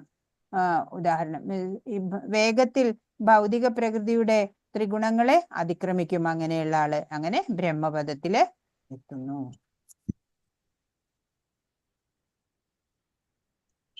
ബ്രഹ്മം എന്ന് പറഞ്ഞ ആ ഭഗവാൻ പരമാത്മാവ്, ആ പരമാത്മാവിന്റെ നൈസർഗിക സ്വഭാവം എന്താണ്? അമൃതത്വവും അക്ഷയത്വവും ആനന്ദവും അല്ലെ? ഭഗവാന് മരണമില്ല, ജനനമില്ല, അല്ലെ? ക്ഷയിക്കുന്നില്ല, അല്ലെ? അക്ഷരമാണ് ഭഗവാൻ, സച്ചിദാനന്ദമാണ്. അങ്ങനെ ആ അതീന്ദ്രിയ സാക്ഷാത്കാരത്തിന്റെ ആരംഭം, അല്ലെ? ബ്രഹ്മൻ, പരമാത്മാവ്, ഭഗവാൻ, അങ്ങനെ 3 തരത്തില് ഈ നിരപേക്ഷ തത്വത്തിനെ സാക്ഷാത്കരിക്കുന്നുണ്ട്. അപ്പോ പരമാത്മാവും വ്യക്തിശൂന്യ ബ്രഹ്മവും ഭഗവാനിൽ അധിഷ്ഠിതമായത് തന്നെയാണ്. പരമപുരുഷന്റെ അധമ ശക്തിയുടെ ആവിഷ്കാരമാണ് ഈ ഭൗതിക പ്രകൃതി എന്ന് നമ്മൾ 7-ാം അധ്യായത്തിൽ പഠിച്ചു. അധമമായ ഭൗതിക പ്രകൃതിയില് ഭഗവാൻ ഉത്തമ പ്രകൃതിയുടെ അംശങ്ങളെ നിക്ഷേപിക്കുന്നു. അതാണ് പ്രകൃതിയുടെ ആധ്യാത്മിക സമ്പർക്കം. ഭൗതിക പ്രകൃതിക്ക് അധീനമായ ആ ജീവസത്ത അത് ആധ്യാത്മിക ജ്ഞാനം വളർത്താൻ തുടങ്ങുമ്പോൾ ഈ ഭൗതിക അസ്തിത്വത്തിന്റെ അവസ്ഥയിൽ നിന്ന് സ്വയം ഉയരാൻ തുടങ്ങും. അങ്ങനെ ഭഗവാന്റെ ആ ബ്രഹ്മം എന്നുള്ള ആ സങ്കല്പത്തിലേക്ക് ഉയരുകയാണ് ചെയ്യണത്. ആത്മസാക്ഷാത്കാരത്തിന്റെ ആദ്യ പടിയായിട്ടാണ് ഈ ബ്രഹ്മഭാവന കിട്ടുന്നത്, ബ്രഹ്മഭാവന പ്രാപ്തമാവുന്നത്. അങ്ങനെ ബ്രഹ്മജ്ഞാനി ഈ ഭൗതികതയ്ക്ക് അതീതനായിട്ട് വരികയാണ് ചെയ്യുക. എന്നാൽ ബ്രഹ്മസാക്ഷാത്കാരോ അത് പൂർണ്ണമായിട്ടില്ല. ആ വേളയില് അതേ നിലയിൽ ഇരുന്നു കൊണ്ട് പരമാത്മ സാക്ഷാത്കാരത്തിലേക്കും പിന്നീട് ഭഗവത് സാക്ഷാത്കാരത്തിലേക്കും ക്രമേണ അയാൾക്ക് ഉയർന്നു വരാൻ സാധിക്കും എന്നാണ്. ഇപ്പൊ ഗുണത്രയ വിഭാഗ യോഗം എന്ന് പറഞ്ഞ ആ അധ്യായം ഇവിടെ അവസാനിച്ചു. കഴിഞ്ഞ അധ്യായത്തിൽ ക്ഷേത്രജ്ഞനെ കുറിച്ചിട്ടാണ് പറഞ്ഞു തന്നത്. ഇനി ക്ഷേത്രത്തിനെ കുറിച്ച് അറിയണം എന്നുണ്ടെങ്കിൽ അതിന്റെ കാതലായിട്ടുള്ള ഗുണഘടന അറിയണം എന്ന് പറഞ്ഞിട്ടാണ് 3 ഗുണവിഭാഗങ്ങളെ കുറിച്ചിട്ട് പറഞ്ഞു തന്നത്. ഈ 3 ഗുണങ്ങളും പ്രകൃതിയിൽ നമ്മൾ ജീവിച്ചിരിക്കുന്നിടത്തോളം കാലം നമ്മിൽ വരികയും പോവുകയും ഒക്കെ ചെയ്തുകൊണ്ടിരിക്കും. ഈ 3 ഗുണങ്ങളുടെയും ഏറ്റക്കുറച്ചിലുകൾ ഇങ്ങനെ ഉണ്ടായിക്കൊണ്ടിരിക്കും. ചിലപ്പോൾ സത്വഗുണപ്രകാശം ഉണ്ടാവും, ചില സമയം രജോ ഗുണത്തില് കർമ്മ താല്പര്യത്തിൽ ഇങ്ങനെ പോവും, തമോ ഗുണത്തിലോ ആലസ്യം ഉണ്ടാവും ചിലപ്പോ. എന്നാൽ ഇതൊന്നും താനല്ല, അല്ലെ? വ്യക്തിഗതമായിട്ട് മാറ്റി നിർത്തിയാല് ഇതെല്ലാം താനാകുന്ന ജീവാത്മാവിൽ പ്രതിഫലിച്ചു പോവുകയാണ് എന്നറിഞ്ഞിട്ട് ഇവയെ ഒക്കെ മാറ്റി നിർത്താനും അവ്യഭിചാരിണിയായിട്ടുള്ള ഭക്തി തന്നെയാണ് ശ്രേഷ്ഠം എന്ന് പറഞ്ഞുകൊണ്ടാണ് ഈ ആ ഒരു ഭക്തി കൊണ്ട് തന്നെ എന്നിലേക്ക് എത്താം എന്ന് പറഞ്ഞുകൊണ്ടാണ് ഇവിടെ ഭഗവാൻ ഈ അധ്യായം അവസാനിപ്പിക്കുന്നത്. ഹരേ കൃഷ്ണ. അപ്പോ ഈ നമ്മൾ ദുർവാസാവിന്റെ കഥ നമുക്കറിയാം, അല്ലെ? ക്ഷിപ്രകോപിയായിട്ടുള്ള അദ്ദേഹം ഇത്ര സാത്വികനാണ്, അല്ലെ? ബ്രഹ്മജ്ഞാനിയാണ്. പക്ഷെ എന്താ കാര്യം, അല്ലെ? ഇടയ്ക്ക് തമോ ഗുണത്തിലേക്ക് പോവുകയാണ്. അതുപോലെ വേറൊരു കഥയുണ്ട്. ഇക്ഷ്വാകു പുത്രനായിട്ടുള്ള നിമി ധാർമ്മികനാണ്. ബ്രാഹ്മണർക്ക് വേണ്ടി ഗൗതമ മുനിയുടെ ആശ്രമത്തിന്റെ അടുത്ത് ജന്തപൂർ എന്ന ഒരു നഗരം ഉണ്ടാക്കി. അങ്ങനെ യജ്ഞങ്ങള് നടത്തുക, അങ്ങനെ കണ്ടിന്യൂസ് ആയിട്ട് അങ്ങനെ നടത്താൻ പിതാവിനോടൊക്കെ ആജ്ഞ ചോദിച്ചു യജ്ഞ സാമഗ്രികളൊക്കെ കൊണ്ടുവന്നു. ധാരാളം വിശിഷ്ടരായിട്ടുള്ള മഹർഷിമാരെയൊക്കെ ക്ഷണിച്ചു. ഭൃഗു, അങ്കിരസ്, പുലസ്ത്യൻ തുടങ്ങിയിട്ട് വേദാംഗ പാരംഗതരായിട്ടുള്ള തപസ്വികളായിട്ടുള്ളവര് കുറെ പേരെ ക്ഷണിച്ചു. എല്ലാ സംഭാരങ്ങളും ഒക്കെ ഒരുക്കി വെച്ചു. അങ്ങനെ കുലഗുരുവായിട്ടുള്ള വസിഷ്ഠനോട് പറഞ്ഞു, ഞാൻ യജ്ഞം ചെയ്യാൻ ആഗ്രഹിക്കുന്നു, കൃപ ചെയ്യണം. 5000 വർഷത്തേക്ക് യജ്ഞദീക്ഷ എടുക്കാനാണ് ഞാൻ ഉദ്ദേശിക്കുന്നത്. അപ്പൊ വസിഷ്ഠ മുനി പറഞ്ഞു, അത് പറ്റില്ലല്ലോ, ഇന്ദ്രനു വേണ്ടി യജ്ഞം ചെയ്യാൻ എനിക്ക് പോകേണ്ടതുണ്ട്. 500 വർഷത്തേക്കുള്ള യജ്ഞദീക്ഷ ഇന്ദ്രൻ എടുത്തു കഴിഞ്ഞു. അപ്പൊ താങ്കൾ ഒരു കാര്യം ചെയ്യൂ, ഈ യജ്ഞ സാമഗ്രികളൊക്കെ ഉണ്ടല്ലോ അതൊക്കെ സൂക്ഷിച്ചു വെക്കൂ, ഇന്ദ്രന്റെ യജ്ഞം കഴിഞ്ഞിട്ട് ഞാൻ വരാം. അപ്പൊ പറഞ്ഞു ഇദ്ദേഹം പറഞ്ഞു, നിമി പറഞ്ഞു, ഗുരുദേവ, ഞാൻ അനേകം മുനിവര്യന്മാരെയൊക്കെ ഈ യജ്ഞത്തിന് ക്ഷണിച്ചു കഴിഞ്ഞില്ലേ, എന്റെ യജ്ഞം വിട്ട് അങ്ങ് പോകരുത്, അങ്ങല്ലേ എന്റെ ഗുരു. അപ്പൊ വസിഷ്ഠ മുനി ഇന്ദ്രന്റെ യജ്ഞത്തിനായിട്ട് പോവുകയാണ് ചെയ്തത്. അതാണ് തീരുമാനിച്ചു പോയത്. അങ്ങനെ ഈ നിമി എന്തു ചെയ്തു? ഗൗതമ മുനിയെ ആചാര്യനാക്കിക്കൊണ്ട് ഈ നദീതീരത്ത് യജ്ഞശാല നിർമ്മിച്ച് യജ്ഞം നടത്തി. അങ്ങനെ നിമി രാജാവ് 5000 വർഷത്തെ യജ്ഞദീക്ഷ എടുത്തു. നിറയെ ദ്രവ്യവും പണവും ഒക്കെ എല്ലാ മുനീശ്വരന്മാരെയും കൊടുത്ത് പ്രസന്നരാക്കി. അങ്ങനെ ഇരിക്കെ ഇന്ദ്രന്റെ ആ 500 വർഷത്തെ യജ്ഞം കഴിഞ്ഞിട്ട് വസിഷ്ഠ മുനി തിരികെ വരികയാണ്. ഇവിടത്തെ യജ്ഞം എന്താ ആയോ അറിയട്ടെ പറഞ്ഞിട്ട് കാണാൻ വരികയാണ്. അപ്പൊ രാജാവിനെ കാണുന്നില്ല. കാണാനായിട്ട് കാത്തു നിന്നു. രാജാവ് തിരക്കില് ഒക്കെ ആയിരുന്നു. യജ്ഞത്തിന്റെ തിരക്കൊക്കെ കഴിഞ്ഞ് കുറച്ച് സമയം കിട്ടിയപ്പോൾ ഒന്ന് ഉറങ്ങുകയായിരുന്നു. ആരും ഉണർത്തിയതും ഇല്ല. ഇപ്പൊ കിടന്ന് ഉറങ്ങിയിട്ടേ ഉള്ളൂ എന്ന് പറഞ്ഞ് കാണാനാവാതെ വന്നപ്പോള് അപമാനിതനായി എന്ന് കരുതിയിട്ട് മുനി ദേഷ്യം വന്ന് രാജാവിനെ അങ്ങ് ശപിച്ചു. അപ്പോ വിഡ്ഢി, ഞാൻ വേണ്ട എന്ന് പറഞ്ഞിട്ടും കുലഗുരുവായിട്ടുള്ള എന്നെ നീ ഒഴിവാക്കി അല്ലേ? എന്നിട്ട് നീ യജ്ഞം നടത്തി എന്നെ അവഹേളിച്ചു. അതുകൊണ്ട് നിന്റെ ശരീരം നഷ്ടമാവട്ടെ, നിനക്ക് ശരീരം ഇല്ലാതെ നീ വിദേഹനാവട്ടെ എന്ന് ശപിച്ചു. അപ്പൊ അത് കേട്ട് പരിചാരകരൊക്കെ പെട്ടെന്ന് അദ്ദേഹത്തിനെ ഉണർത്തി. അങ്ങനെ വസിഷ്ഠ മുനിയുടെ ക്രോധത്തിന്റെ വിവരമൊക്കെ അങ്ങനെ അവിടെ പറഞ്ഞു കേൾപ്പിച്ചു. അത് കേട്ട് രാജാവ് ഓടെ വന്നിട്ട് പറഞ്ഞു, ഇതിൽ എൻ്റെ ഒരു കുറ്റവും ഇല്ല. അങ്ങ് ഞാൻ എത്ര പറഞ്ഞിട്ടും ധർമ്മ സിദ്ധാന്തങ്ങളൊക്കെ അറിയുന്ന ആളായിട്ട് കൂടി അങ്ങ് നിന്ദിത കർമ്മം ചെയ്തത് അങ്ങല്ലേ എന്ന് പറഞ്ഞു. ബ്രഹ്മപുത്രനും വേദാംഗ പാരംഗതനുമായിട്ടുള്ള അങ്ങ് ഇങ്ങനെ എന്നെ കുറ്റാരോപണം ചെയ്യുന്നത് ശരിയല്ല എന്ന് പറഞ്ഞു. ക്രോധം വെടിയൂ, ചണ്ടാളനായിട്ട് ഇങ്ങനെ എന്നെ ശപിക്കരുത് എന്ന് പറയാണ്. അങ്ങയുടെ എല്ലാ ക്രോധങ്ങളും അങ്ങയുടെ ഈ ഗുണങ്ങളെ എല്ലാം നഷ്ടപ്പെടുത്തിയിരിക്കുന്നു. അങ്ങും അതുകൊണ്ട് ഞാനും അങ്ങയെ ശപിക്കണു. അങ്ങും ശരീരമില്ലാത്തവനാവട്ടെ എന്ന് നിമി ചക്രവർത്തി ശപിച്ചു. രണ്ടുപേരും അന്യോന്യം ശാപം കിട്ടി ദുഃഖത്തിലായി. എന്താ ചെയ്യാ? വസിഷ്ഠൻ പിന്നെ പിതാവായിട്ടുള്ള ബ്രഹ്മാവിന്റെ അടുത്ത് പോയി ശാപമോക്ഷത്തിന്. അപ്പോ ബ്രഹ്മാവ് വീണ്ടും ഒരു ജന്മം കൊടുത്തു, വസിഷ്ഠൻ എന്നെ പേരില്. പക്ഷെ ഈ നിമി ചക്രവർത്തി ആണെങ്കിലോ എനിക്കിനി ദേഹം വേണ്ട എന്ന് പറഞ്ഞു. നവയോഗികളുടെ അടുത്ത് പോയി ആ നവയോഗികള് ആധ്യാത്മിക ജ്ഞാനമൊക്കെ നൽകി അങ്ങനെ പരമപദം പ്രാപിച്ചു എന്നാണ് ഒരു കഥ. അപ്പൊ എത്ര ജ്ഞാനിയായിരുന്നാലും ഏതെങ്കിലും ഒരു അവസരത്തിൽ തമോ ഗുണിയായി മാറാനും സാധ്യതയുണ്ട്. അപ്പൊ എപ്പോഴും നമ്മൾ ജാഗ്രതയായിട്ട് ഇരിക്കണം. അപ്പൊ ഉയരാനാണ് നമ്മൾ ശ്രമിക്കേണ്ടത് അല്ലെ? ശുദ്ധ സത്വഗുണത്തിലേക്ക്, ആ വാസുദേവാവസ്ഥയിലേക്ക് ഉയരാനാണ് നമ്മൾ ഓരോരുത്തരും ശ്രമിക്കേണ്ടത്. സർവം ശ്രീകൃഷ്ണാർപ്പണമസ്തു. ഹരേ കൃഷ്ണ കൃഷ്ണ കൃഷ്ണ ഹരേ ഹരേ, ഹരേ രാമ രാമ രാമ ഹരേ ഹരേ. വാഞ്ചാകൽപതരുഭ്യശ്ച കൃപാ സിന്ധുഭ്യേവ ച പതിതാനാം പാവനേഭ്യോ വൈഷ്ണവേഭ്യോ നമോ നമഃ. അനന്തകോടി വൈഷ്ണവ വൃന്ദ കി ജയ്. ശ്രീല പ്രഭുപാദ് കി ജയ്. ഗുരു മഹാരാജ് കി ജയ്. ഹരേ കൃഷ്ണ. എന്തെങ്കിലും സംശയം ഉണ്ടെങ്കിൽ ചോദിക്കൂ. കൃഷ്ണമാതാജി അന്നൊന്നും ആക്കിക്കോട്ടാ. ആ